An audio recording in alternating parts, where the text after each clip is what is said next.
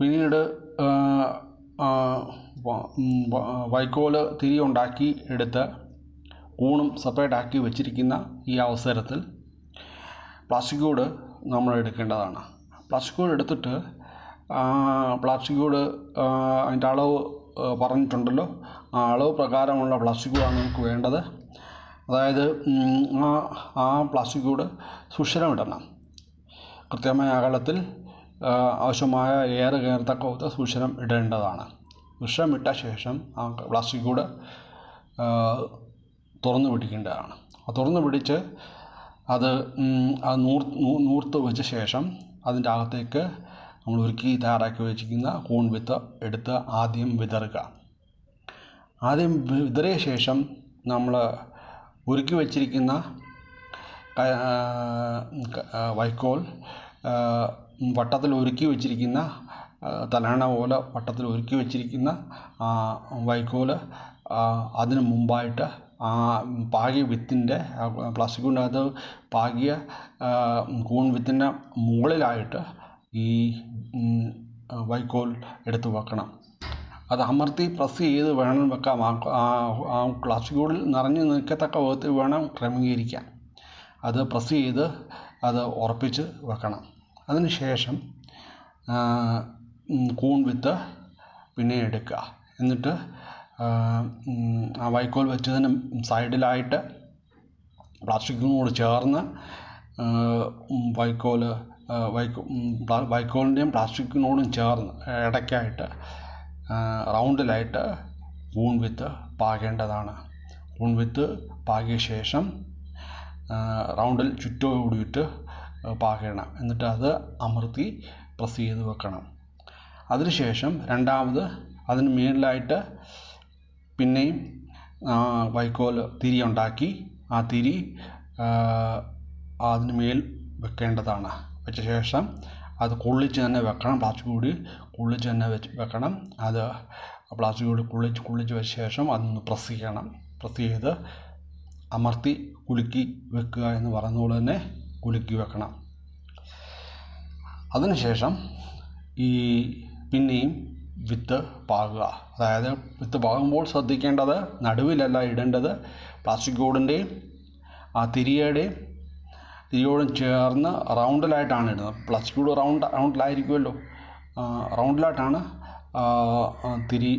വിത്ത് പാകേണ്ടതാണ്. ഇങ്ങനെ 4-5 തിരി തവണ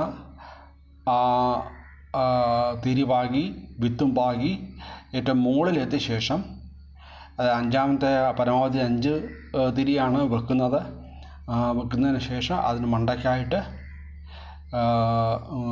കൂൺ വിത്ത് പാകിയ ശേഷം ആ മണ്ടയ്ക്കായിട്ട് പാകിയ ശേഷം ആ കൂണിൻ്റെ വായ മൂടിക്കെട്ടി ഇടുമ്പോൾ ശ്രദ്ധിക്കേണ്ടത് അത് കുലുക്കി നിറഞ്ഞു നിൽക്കത്തക്ക വിധത്തിൽ വേണം അത് കുളിച്ച് വേണം വെക്കാനായിട്ട്. എന്നിട്ട് മുകളിൽ റബ്ബർ ബാൻഡോ അല്ലെ ചരടോ വെച്ച് കെട്ടിയിടുക. ചൂട് കെട്ടിയിട്ടില്ലെങ്കിൽ ചൂടും അത് ബലമായിട്ട് കെട്ടേണ്ടതാണ്. അപ്പോൾ ഇങ്ങനെ കെട്ടിയ ബെഡ് 4 മുതൽ 5 തിരി വരെയാണ് സാധാരണ ബെഡ് തയ്യാറാക്കുന്നതിനായിട്ട് ഉപയോഗിക്കുന്നത്. അങ്ങനെ പാക്ക് ചെയ്ത റബ്ബർ ബാൻഡിട്ട ആ പ്ലാസ്റ്റിക് കൂടിൻ്റെ അകത്തുള്ള ആ തിരിയെയും വിത്തിനെയുമാണ് ഒരു ബെഡ് എന്ന് പറയുന്നത്. ആ ബെഡാണ് നമ്മൾ ഈ മഷ്റൂം യൂണിറ്റ് നമ്മൾ മഷ്റൂം വളരാൻ വേണ്ടി ഒരുക്കിയിരിക്കുന്ന മുറിക്കകത്ത് കൊണ്ടുപോയി പൈപ്പ് ലൈനിൽ തൂക്കിയിടേണ്ടത്.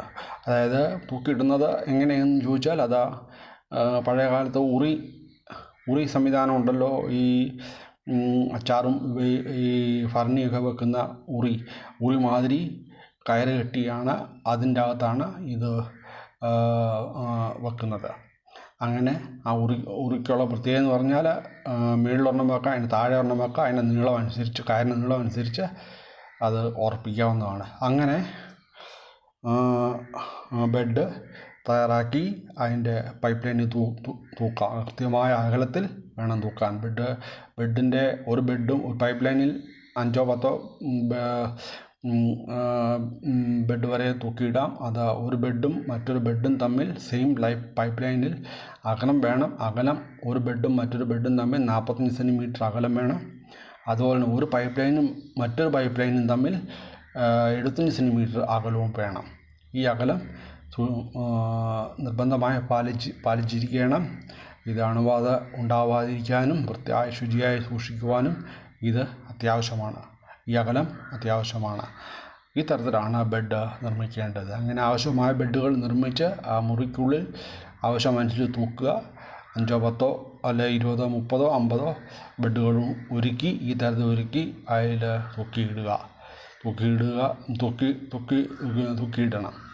അതാണ് ബെഡ് നിർമ്മാണത്തെക്കുറിച്ച് പറയാനുള്ളത്.